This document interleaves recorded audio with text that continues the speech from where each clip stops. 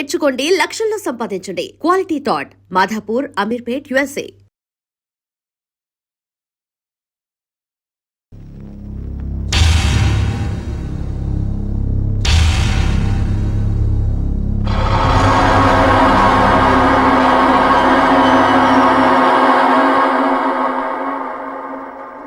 జన్మనిచ్చిన మనిషిని తల్లి అంటారు, ప్రాణం పోసిన వాళ్ళని దేవత అంటారు. నువ్వు అమ్మవో దేవతవో నాకు తెలియదు. ఆపదలో ఉన్న నాకు సాయం చేసి నా తల్లి ప్రాణాలను కాపాడావు. నీకు నోరు తెరిచి కృతజ్ఞతలు చెప్పుకునే అదృష్టం, నీ పాదాలను తాకే అవకాశం నాకు లేదు. చేతులెత్తి నమస్కారం చేసినా నీకు తెలియదు. నీ రుణం ఈ జన్మలో తీర్చుకోలేదు. వచ్చే జన్మలోనైనా నాకు అవకాశం ఇవ్వు తల్లి.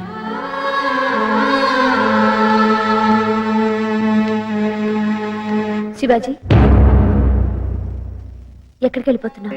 దారి తప్పి ఇక్కడికి వచ్చాను. నా దారి ఏదో తెలుసుకుని వెళ్ళిపోతున్నాను. అంటే ఆదరించిన వాళ్ళని వదిలేసి నీ దారి నువ్వు చూసుకుంటున్నావు అన్నమాట. నేను ఇక్కడుండి వాళ్ళకు ఉపకారం చేయలేకపోయినా అపకారం చేయటం నాకు ఇష్టం లేదు. నువ్వు ఈ గడప దాటి వెళ్తే ఆ ముసలి దంపతులకి ద్రోహం చేసినట్టే. రాధిక, అవును శివాజీ, ఇప్పటిదాకా బుజ్జి మా దగ్గరే ఉన్నాడని వాళ్ళెంతో మురిసిపోతున్నారు. ఇప్పుడు ఇది నిజం కాదని తెలిస్తే వాళ్ళు ఏమైపోతారో ఆలోచించావా? వాళ్ళు మురిసిపోతున్నారని అద్దంలో చందమామను చూపిస్తూ ఎన్నాళ్ళు ఇలా మోసం చేయమంటావు? నువ్వు చూపిస్తున్నది అద్దంలో చందమామని కాదు శివాజీ, అమావాస్యలో చంద్రుణ్ణి. ఆ చంద్రుడే లేడు, ఎప్పటికీ రాడు. ఎందుకంటే తాతయ్య, అమ్మమ్మ ప్రాణం కన్నా ఎక్కువగా ప్రేమించిన బుజ్జి ఎప్పుడో చచ్చిపోయాడు. నిజం శివాజీ, బుజ్జి ఎంతో గొప్పవాడే ఇక్కడికి తిరిగి వస్తాడని ఆ పెద్దవాళ్ళు ఎన్నో ఆశలు పెట్టుకున్నారు. కానీ తాగుడికి తిరుగుడికి బానిసై అనారోగ్యంతో బుజ్జి చచ్చిపోయాడు. ఈ విషయమే ఆ పెద్దవాళ్ళకి చెప్పి ఓదార్చి వెళ్దామని ఇక్కడికి వచ్చాను. కానీ అప్పటికే బుజ్జి స్థానంలో మీ ఇద్దరు నాటకం ఆడుతున్నారు. చూపులేని వాళ్ళ కళ్ళల్లో వెలుగులు చూశాను. ఆ బుజ్జిని మీలో చూసుకుని వాళ్ళు పొందే ఆనందాన్ని చెడగొట్టలేక నేను మీతో కలిసి నాటకం ఆడాను. కొన్నాళ్ళు మీరు ఇలాగే నాటకం ఆడి వెళ్ళిపోతే బుజ్జి అమెరికా వెళ్ళిపోయాడని వాళ్ళని నేను నమ్మిస్తాను. ఆ నమ్మకంతో వాళ్ళు చనిపోయేదాకా మనశ్శాంతిగా బతుకుతారు. ఇప్పుడు చెప్పు, ఆ అమ్మాయికుల్ని కాపాడాల్సిన బాధ్యత నీది కదా? ఇన్నాళ్ళు నీకు నీడనిచ్చిన చెట్టుని నరికేసి వెళ్ళిపోతావా?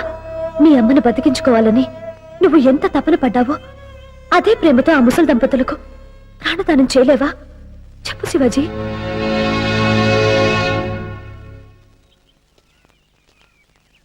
Hello mister Shivaji alias Gopalakrishna గారు. సడన్ గా గౌతమ్ బుద్ధుడిలాగా చెట్టు కింద చేరిపోయారు. మీ మూడ్ని నేనేమైనా చెడగొట్టానా?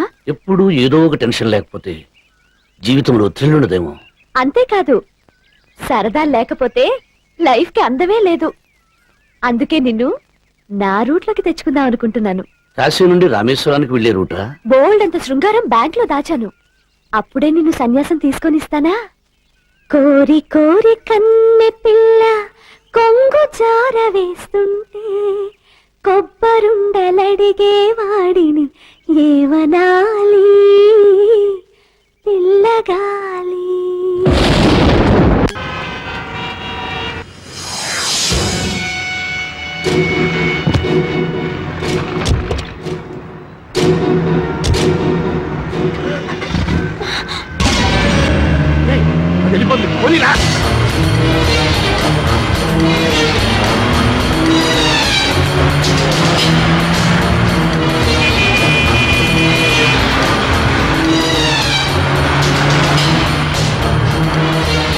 ఇక్కడ ఇంత మోసం జరుగుతుందని నాకు ముందే తెలుసు శాస్త్రి. ముందే తెలిస్తే ఇప్పుడంటే వచ్చేది.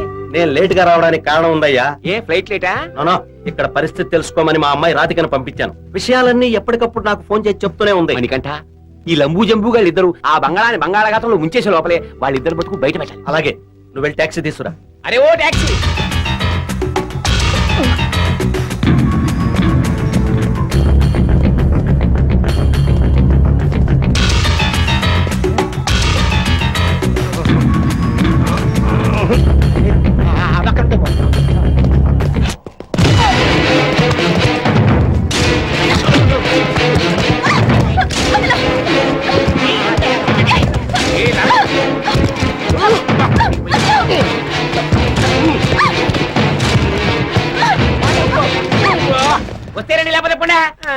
శాస్త్రి టాక్సీ ఏదయ్యా? ఏం ట్యాక్సీ ఊరుకోండి సార్, ఏదో అమెరికాలో టవర్స్ గుద్దేసిన పైలట్ పోజు కొడుతున్నాడు. పెట్రోల్ ధర పెరిగింది, 400 ఇస్తారా, 500 ఇస్తారా, 1000 రూపాయలు ఇస్తారా? ఇదే మీ అమెరికాలో ఇస్తారని ఇంత తక్కువ దూరానికి? ఇదిగో అమెరికా విషయం పక్కన పెట్టవయ్యా. నీ చేతస్థంతో వాళ్ళ బ్రెయిన్ కూడా తినేసుంటావు.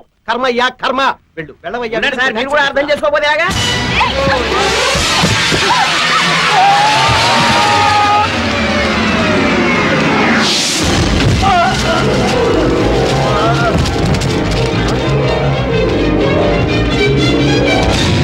మణికంఠ,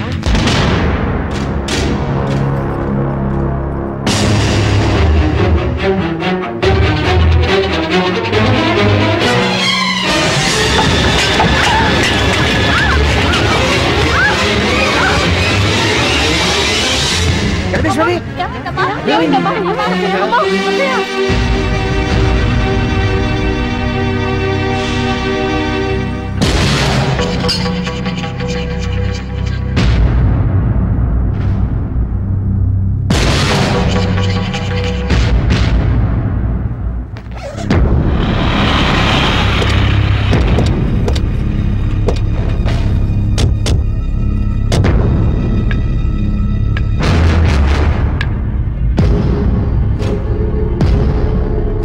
ఏంటన్నయ్య మాట్లాడాలన్నారు? ఇన్నాళ్ళు మాకు కళ్ళు కనిపించకపోయినా ఈ ఇంట్లో ఏ వస్తువు ఎక్కడుందో మా కాళ్ళకి చేతులకి బాగా తెలుసు. కానీ మీరు వచ్చిన తర్వాత అంతా తారుమారై మాకు మనశ్శాంతి లేకుండా చేశారు. దయచేసి మీరు ఇక్కడి నుంచి వెళ్ళిపోండి. విన్నావటే, నాయబ్బో అని ఢిల్లీ నుంచి ఇక్కడ దాకా ఇంచుకొచ్చావు. ఈ ఇంట్లో అల్లుడు జరిగి సన్మానం చూసావా? ఇన్ని మాటలు పడ్డాక ఇంకా ఇక్కడ ఎందుకుంటాం? పదండి పోదాం. అదా ఎక్కడికి వెళ్ళేది? ఆస్తులన్నీ పంచినా ఇంకో పెట్ట మిగిలిపోయింది. ముందు దాని సంగతి తేల్చమనండి. అంటే ఇన్నాళ్ళ తర్వాత మీరు ఇక్కడికి వచ్చింది ఆ పెట్టు కోసం అన్నమాట. ఇంకా ఈ కట్టె కోసమేమో అనుకున్నాను. నీకంటే మాకెందుకు? ఆ పెట్టులో ఏముందో చెప్పి భాగాలు పంచు. ఆ పెట్టె అందరికీ పంచేది కాదు. దాని మీద ఒక్క బుజ్జికే హక్కు ఉంది. ఎందుకుంటుంది? అప్పుడు వాటాలు పంచేటప్పుడు బుజ్జి వాటా బుజ్జికి ఇచ్చేసాం కదా. అప్పుడు లేని పెట్టే ఇప్పుడు ఎలా వచ్చింది? మా వాటా మాకు ఇవ్వకపోతే చట్టపరంగా కోర్టుకెళ్లే హక్కు కూడా మాకుంది. మీకంత శ్రమ లేండి.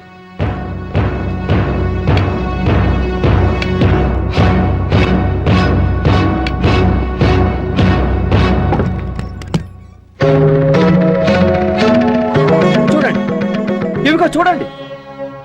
8 ఏళ్ల వయసులో మా బుజ్జి ఆ రామచంద్రరావు చేయి పట్టుకుని ఈ ఇంటి గడప దాటి వెళుతూ, నానమ్మా నేను తిరిగి వచ్చే వరకు పెట్టి జాగ్రత్తగా దాయండి చెప్పి వెళ్ళాడు.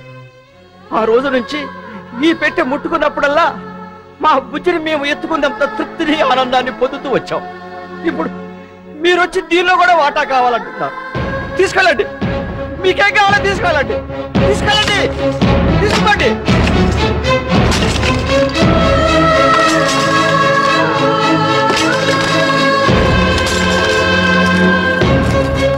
ఇది ఒట్టి గుడ్డోడు అనుకున్నాను.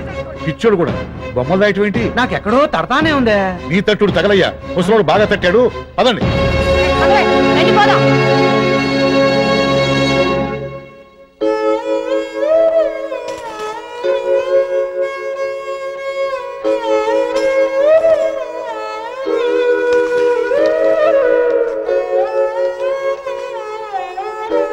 తాతయ్య, బుజ్జి, ఇవిగోనయ్యా, నువ్వు ఇచ్చిన బొమ్మలన్నీ అలానే ఉంచాను. ఈ ఫోటోకి ఏం కాలేదు కదా? ఫోటోకి ఏం కాలేదు తాతయ్య. ఫోటో క్షేమంగానే ఉంది. వాళ్ళన్నట్టు నేను నిజంగానే పిచ్చివాడి బాబు. లేకపోతే ఎంత కోపం వస్తే మాత్రం నీ ఫోటోని పారేసుకోవటం ఏంటి? నువ్వేమనుకోకు బాబు, బాధపడు.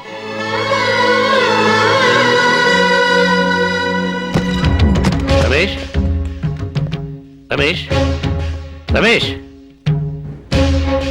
రే రమేష్, ఇంకా నీకు బుద్ధి రాలేదా? ఈ భగవంతుడు ముగ్గురు బాగుపడదాం అనుకుంటున్నావా? నాకు సెంటిమెంట్స్ లేవు, నాకు డబ్బే ముఖ్యం. రే రమేష్, వాళ్ళు మనకు రక్తం పచ్చకపోయినా ఆకలితో ఉన్న మనకి అన్నం పెట్టారా?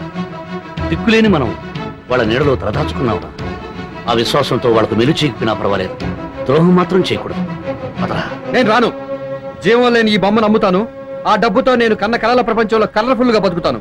రోజుకు 4 సార్లు తింటాను. పూటకు 3 డ్రెస్సులు మారుస్తాను. డన్లప్ పరుపుల మీద డబ్బు పరుచుకుని సుఖంగా నిద్రపోతాను. ఎక్కడ? రైల్వే ప్లాట్ఫామ్ మీదనా, ఫుట్పాత్ మీదనా? నీకెక్కడా సుఖంగా నిద్ర పట్టదురా. ఆ డబ్బుతో ఆకలేసిన అన్నం తినలేవు, దాహం వేసిన నీళ్లు తాగలేవు. చివరికి ఆ డబ్బు నీకు ఉపయోగపడేది ఒక్క విషం కొనుక్కుని చవడానికి రా. నీ తత్వాలు వింటూ కూర్చోడానికి సంచి తగిలించుకుని స్కూల్కి వెళ్లే కుర్రాన్ని కాదు. ఈ రోజుతో నీకు నాకు గుడ్ బై. వెళ్ళరా, వెళ్ళి ఏం సాధిస్తావో నేను చూస్తాను. పాపం చేసిన వాళ్ళు ఎక్కడో ఉన్న నరకానికి వెళ్ళి శిక్ష అనుభవిస్తారు అంటారు. అది తప్పు. చచ్చేలోపే క్షణం క్షణం ఇక్కడే ఈ భూమి మీదే కుళ్ళి కుళ్ళి నరకం అనుభవించొస్తాను. ఆగతే నీకు పడుతుంది. నువ్వు కుక్క చావు చస్తావు. ఒరే రమేష్, నువ్వు చచ్చిన రోజు నీ శవాన్ని మోయడానికి తగిలెట్టడానికి మనుషులు కూడా దొరకరురా. ఏయ్ ఏయ్, ఇది నా శాపంరా, ఇది నా శాపంరా. Bullshit! ఏంటి నువ్వు చెప్పించేది? నాకు జరిగేది చూస్తాను, అది చూస్తాను.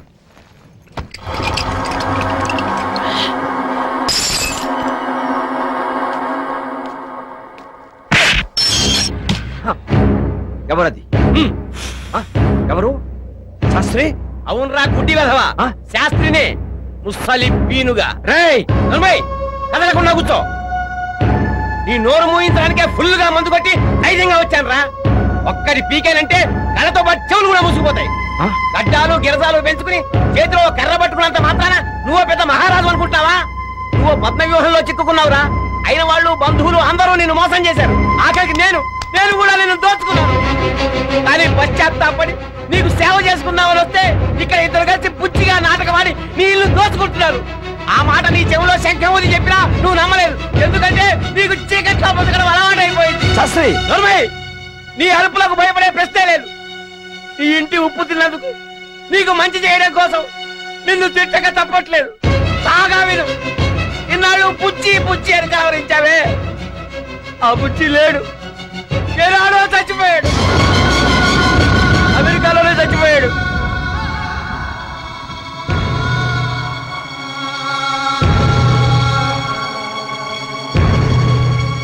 చచ్చిపోయాడా? అవును రాజావారు, ఈ విషయం నాకు నిన్ననే తెలిసింది. ఈ నిజాన్ని మీ ముందు చెప్పే ధైర్యం లేకనే తాగొచ్చారు. దేవుడు లాంటి మిమ్మల్ని నోటికొచ్చినట్టు తిట్టారు. నన్ను క్షమించండి. మీ మనవడు వ్యసనాలకి బానిసై చెడు తిరుగుళ్ళు తిరిగి ఆరోగ్యం చెడిపోయి ఎప్పుడో చచ్చిపోయాడు. వాళ్ళ బుద్ధి లేనండి దేవుడి దగ్గరికి వెళ్ళిపోయాడు. దేవుడి దగ్గరికి వెళ్ళిపోయాడు.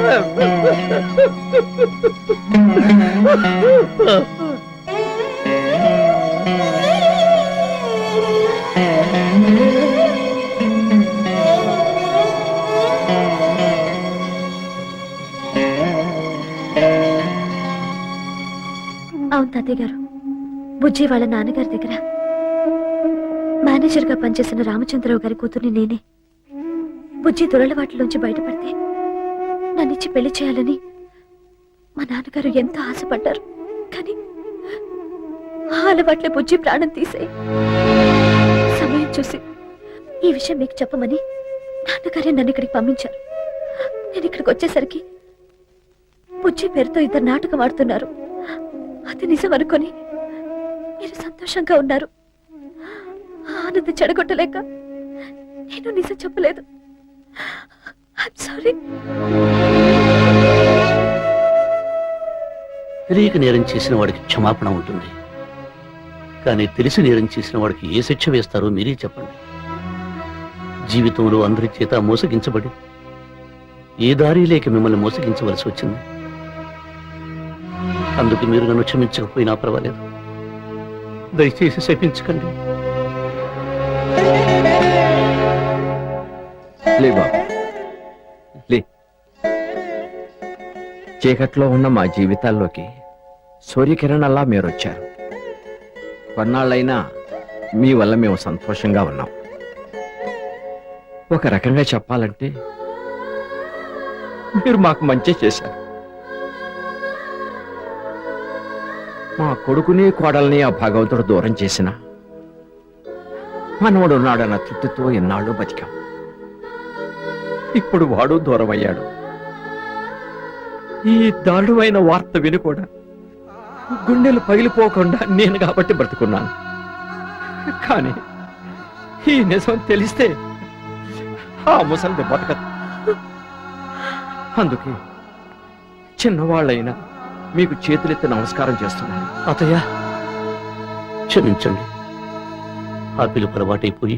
అలవాటు కాదు, ఆ పిలుపే నిజం కావాలి. ఆ ముసలి దాన్ని బతికించడానికి మీరిద్దరూ ఇలాగే నాటకం ఆడాలి. బుజ్జిగా మీరు ఆమెకు ప్రేమను పంచిపెట్టాలి.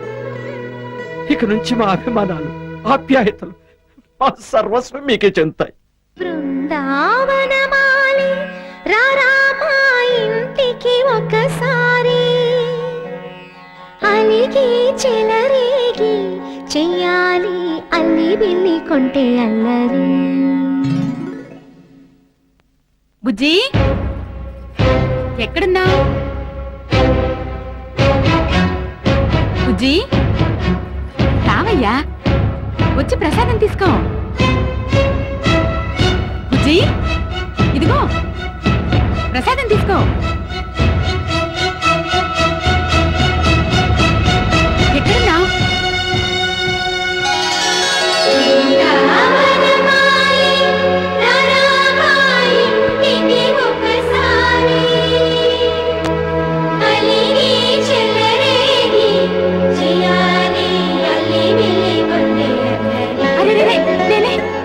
ఏమైందిరా? ఎందుకు మీ పాదాలకు నమస్కారం చేయాలనిపించింది నాయనమ్మా. పిచ్చివాడా, రా భోంచెద్దు గాని. బుజ్జి